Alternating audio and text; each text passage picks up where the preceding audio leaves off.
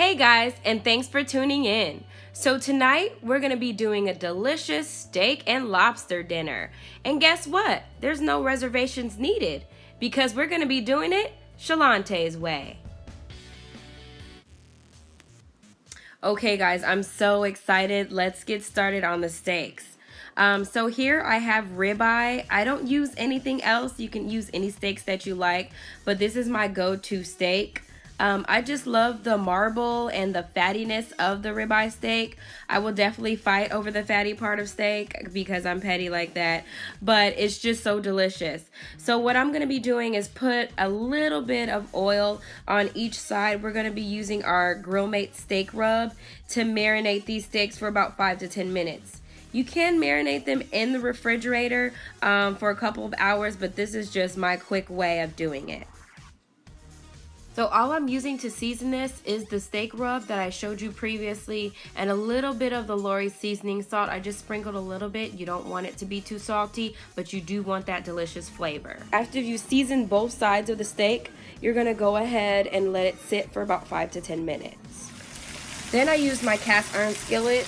You can use any type of skillet you like, but I just love the way the cast iron skillet sears the steaks. And then you're going to put your non-stick cooking spray or oil or butter.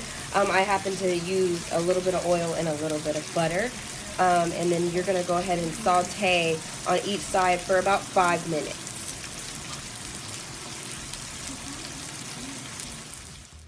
Okay, so we're not done yet. We're gonna go ahead and let these finish cooking in the oven for about 7 to 8 minutes. You don't want it too well done, and just depending on how you like your steak. If you like a little red meat, take it out at about 5 minutes, maybe 6 minutes. Okay, on to the mashed potatoes. So I have 6 medium-sized potatoes. All we're gonna do is go ahead and peel those. Hopefully you have a potato peeler, it's a lot easier. And then go ahead and give those a chop. Make sure they're as even as possible because we want them to cook evenly when we're gonna boil these. After you chop each potato, go ahead and put it in a bowl of cold water. You don't want your potatoes to turn colors or to get brown. Okay, and now you're gonna boil your potatoes on medium-high heat for about 20 to 25 minutes or until they're fork tender. So my potatoes have boiled for about 25 minutes and I'm just going ahead and make sure that they're tender. So I'm going to go ahead and stick the fork in there, give them a stir, and they're perfect, ready to be mashed. Okay, so at this point you're going to go ahead and get your strainer and drain the excess water out of the potatoes. Okay, so go ahead and put your potatoes back into the pot that you boiled them in and put it on a low, very low temperature. Go ahead and add your seasonings. I'm adding garlic powder. I'm adding coarse black pepper. I love coarse black pepper. And I'm gonna go ahead and add some salt as well.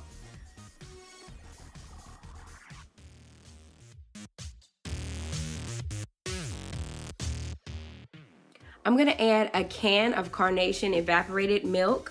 If you don't have evaporated milk, you can use milk or half and half, but the evaporated milk is what gives it its pure creaminess. And I'm gonna go ahead and add some parsley as well for flavor as well as color.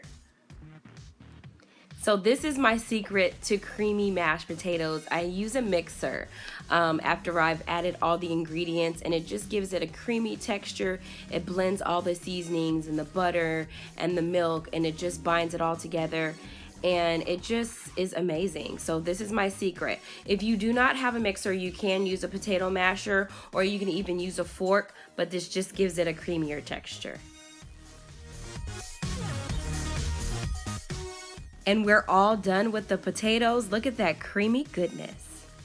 Okay, so there are several ways of preparing lobster, but this is just my way and how I like to eat it.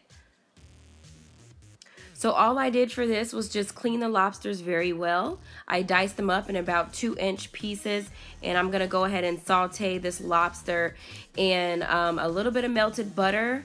I'm gonna use some garlic powder, a little bit of salt and pepper, and definitely have to add your lemon juice. If you don't have fresh lemon, you can use the already squeezed pre-squeezed lemon juice. So I just squeeze a little lemon juice in there, and I keep it basic, I keep it simple. This is gonna be so delicious. You definitely cannot go wrong with a little bit of butter, lemon, and garlic powder. That is so amazing. It smells delicious. It's tender, it's juicy, bomb. Okay, last but not least, we're gonna make our grilled veggies. What I have here is 2 zucchinis and 1 yellow squash. I just quartered those, and we're gonna be grilling these in a little bit of oil, or if you have non-stick cooking spray, use that on your cast iron skillet. And then Italian seasonings is so good on vegetables, you guys. You should definitely try it.